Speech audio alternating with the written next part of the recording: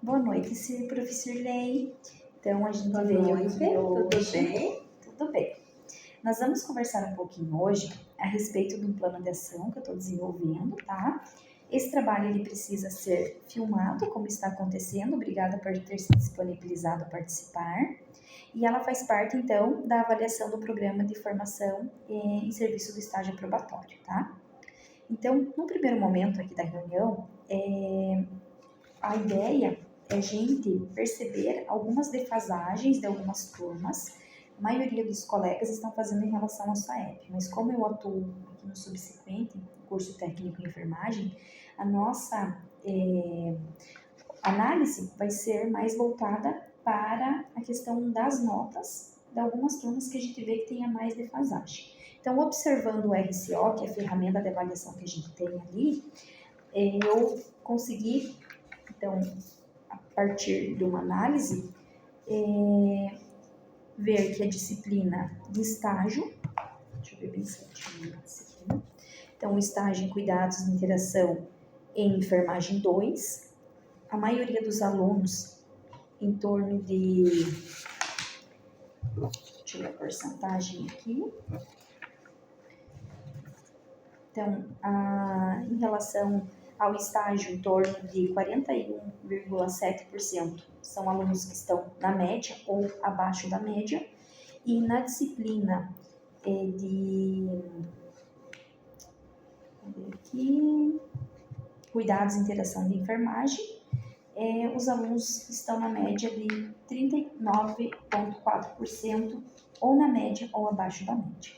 Então, se baseando nesses dados, nós precisamos, a partir desta implementação, pensar em algumas estratégias, né? E também entender o porquê que isso pode estar acontecendo. Então, por isso que eu te convidei hoje para participar aqui comigo, sendo professora das disciplinas, para a gente tentar estruturar algo que venha de encontro para a reposição dessas defasagens ou dessas dificuldades que eles vêm apresentando, tá? Então, aqui agora, eu vou fazer alguns questionamentos propositivos, então, para a prof, e aí a prof vai contribuindo, né, como a prof se sentir à vontade, tá bom? Então, aqui, a primeira é: quais são os fatores que podem estar contribuindo para o baixo desempenho dos alunos neste bimestre, neste primeiro semestre, no caso? Bom, existem vários fatores. Dentre eles, os alunos são adultos, alguns deles, ou a grande maioria, eles já saíram da escola há mais de 10 anos, alguns menos, e tem a idade bem avançada dos alunos, acima de 40 anos, então, e que tem uma trajetória de distância da escola, terminaram o ensino médio e não retomaram para mais nenhuma atividade escolar. Então, isso é a adaptação deles com uma nova linguagem, que é essas disciplinas da qual você focou, elas são carro-chefe do curso subsequente. E eles têm que mudar toda uma linguagem que eles trazem, porque tem terminologia científica, tem a parte de anatomia, eles precisam entender esse contexto para eles chegarem na prática das atividades. Então, e quando eles pegam essa disciplina, a anatomia, por exemplo, ela tem que estar bem dominada para você chegar e identificar, porque essas disciplinas que foi abordado aqui, elas são a prática do cuidado do paciente. Então, eles não podem ir lá no paciente e fazer errado ou não saber. Então, eles têm que estar questionando, interagindo com o professor, tanto o professor de teoria quanto o professor de estágio, para que possa supervisionar a correção e o ajuste das práticas que eles vêm fazendo. E daí, eles têm que transformar esta prática ou transportar esta prática para a escrita, na linguagem termocientífica. Então, isso é uma das grandes desafios que o professor tem para fazer com que ele mude o desempenho. Então, normalmente, o primeiro bimestre, ele tem uma nota bem mais baixa ainda, porque o aluno está se adaptando na ingressão do curso, no jeito, no formato do curso. No segundo bimestre, isso já melhora bem mais. E aí, então, você acabou me relatando, né, em uma resposta, algumas outras perguntas propositivas que iam ocorrer, porque, né, já houve uma resposta inicial, porque em sua percepção, então, o que tem dificultado o aprendizado é justamente isso, conteúdos que são, né, de certa forma, um pouco novidade para eles, né, que eles não conhecem muito o termo, né, alguns termos ali que são mais científicos, também dependendo da metodologia como, né, o professor utiliza. E tem algum outro fator que você acha importante pontuar? Sim, o outro fator importante é que o aluno entra para o curso achando que é maravilhoso estar de branco. Quando ele começa a entender a dinâmica do curso, ele para, principalmente quando ele começa a prática, ele interrompe o curso porque ele se identifica que não tem perfil para exercer as funções que o curso permite. E dentro de todo esse contexto, nós sabemos que para fazer ali a finalização, né, de um conteúdo, existe a parte avaliativa, que isso é bem de encontro com os resultados que a gente tem, né? Então, partindo dessa questão avaliativa, você acha que há uma adesão dos alunos nas atividades práticas, nas avaliações? Como que você Sim, tem os percebido? alunos que, como é que digo assim, que se identificam com o curso, cada aula é uma novidade, porque o conteúdo ele vai caminhando.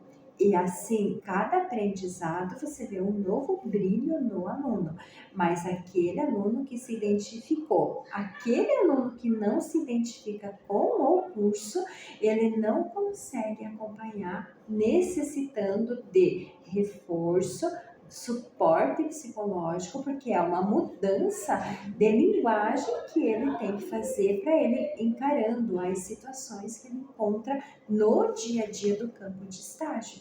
Então, foge, por exemplo, do professor que trabalha português e matemática, que é aquele professor que ele preparou o conteúdo, vai lá, fez atividade, auxilia na interpretação, não vê sangue, não vê nada. O nosso aluno, ele não vê sangue no laboratório, mas na prática ele vai encontrar sangue. E aí, aquele aluno que tem dificuldade dessa situação, ele já não se identifica com o curso e acaba Que não são desistindo. avaliações apenas teóricas, né? Isso, Existe uma elas são. avaliação prática que também vem de encontro com possíveis resultados Isso. que a gente tem aqui. Bacana. A E gente outra consegue coisa ainda, entender. o aluno tem alunos que têm notas teóricas muito boas, mas ele não conseguiu sair da teoria e associar a teoria na prática. E daí na prática a nota é mais baixa, por causa dessa junção que tem que ter teoria e prática caminhando juntos. A praxis pedagógica a gente Isso. fala, né? Uhum. Então, pensando nisso que você relatou aqui na situação que a gente está observando, prof, a gente precisa, então, construir alguns combinados, né, algumas ações que podem vir de encontro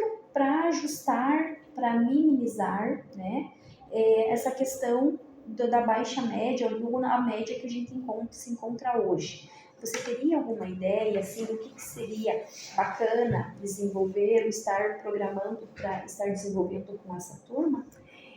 Diversificar o teu tipo de aula que você programa. Então, eu vou pegar um exemplo, vou ensinar o aluno a fazer uma intramuscular, que é conteúdo da tua disciplina ali. Então, em vez de eu falar somente a parte anatômica, a posição, as coisas, tudo passo a passo que eu tenho que fazer, organizar os materiais, fazer com que os alunos manuseiem os materiais, que tenha disponibilidade de material para que eles possam pegar, sentir aquilo que eles estão fazendo. uma peça anatômica que demonstre o local aonde eles podem aplicar, que eles possam manusear e sentir. Então, a aula você passa o conhecimento teórico junto com a prática na visualização. Então, o Realmente. entendimento do aluno, ele é melhor. E aí, eu digo assim, eu falei de um procedimento de intramuscular, que é a aplicação de uma medicação. Mas quando eu pego a peça anatômica, eu pego o material, eu demonstro para eles como é feito, eles não precisam retornar para a parte teórica, porque automaticamente eles entenderam o processo. Então, quando vai fazer a prática na avaliação, melhora bastante isso. Então, a gente precisa de um laboratório assertivo, né? Dinâmico, que a gente possa ter isso. Puxando o leque do dinamismo, que o nosso tempinho já está curto, em relação às estratégias de ensino, né? A gente sabe que hoje há uma necessidade, né, perante aí o século XXI, as demandas que a gente tem, né, das aulas serem mais interativas, de trazer algo mais dinamizado, para sair um pouquinho, né, daquele sistema assim enfileirado. Você acha que as metodologias ativas, como por exemplo, né, licitação por rotação de aprendizagem, você acha que de certa forma isso seria uma forma de também estar agregando para tentar fazer essa recomposição de conteúdo que ficou? Sim, dentro do curso técnico de enfermagem isso é bem importante, porém eu preciso de pessoas capacitadas para estarem nas estações orientando os alunos. Então eu tenho que planejar essa ação, e quem são? Pode ser professores que estejam no campo de estágio, que são professores que estão vivenciando mesmo o conteúdo. E aí você faz essa rotação por estação, tipo, ele saiu daqui, viu um conteúdo, ele veio na outra, vivenciou outro, ele passou na outra, vivenciou outro, assim que tenha isso. Então, de repente, seria uma estratégia, né, um combinado, a gente se organizar para quando houvesse essa recomposição, essa necessidade bem pontual dessa turma, estar organizando os grupos, os professores de estágio, para que eles estejam aqui a cada 15 dias, de repente a gente pode alinhar bem certinho, que eu gostei da ideia, realmente faz sentido, né? Por ser a rotação, eles precisam também ter essa seriedade ali e alguém que entenda realmente. Isso. E a outra sugestão que, no meu ver, para mim melhorou muito, foi a questão do feedback, da observação em sala de aula. Então, o que teve de errado? Errado no sentido assim, o que precisa melhorar? Então, precisa melhorar esse item e esse item. Ele dá um suporte para o professor na questão do dinamismo. Então, para mim, quando eu recebi o meu feedback, hoje a minha aula é totalmente diferente da aula que eu dava há 10 anos atrás. Porque eu não me preocupava com atividades, com metodologia. Como você estava se saindo. Eu procurava passar o conteúdo, mas eu Então, não olhava isso, eu não olhava se o aluno realmente aprendeu, porque eu vou no campo de estágio, eu consigo observar lá, e às vezes eu não estou dando estágio, é outro professor que está dando estágio. Então, isso eu acho bem importante, esse feedback do professor. E em relação, então, aos alunos também, eu acho que seria também interessante, né, um combinado, de fazer um chamamento, né, com esses alunos, para eles terem consciência de como está a sua situação, né, de repente tirar um relatório do próprio RCO, que é o que nos fornece nos trabalhos, e tentar também, através de uma conversa, estar interrogando o que está ocasionando essa dificuldade, de repente pontuar também, fazer um levantamento, né, porque Sim. às vezes a gente tenta encontrar caminhos que não é o caminho que vem de encontro com o que eles estão apresentando, né? Com todas as demandas que a gente discutiu desde o início, acho que seria uma ideia bacana. O nosso tempo se esgotou, prof. Então, só pontuando neste vídeo que estas ações, elas não se baseiam nas avaliações externas e sim nas análises do desempenho interno voltado para o RCO, que é o nosso relatório avaliativo, onde a gente encontra, então, as notas e as médias, né? Então, reforça-se a importância do acompanhamento contínuo e do diálogo entre a equipe docente, né, coordenação, os estudantes, e especialmente em cursos subsequentes com carga horária intensa e com um tempo mais reduzido.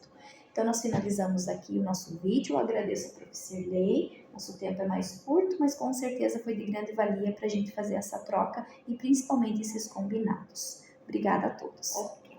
Obrigada, prof. Obrigada.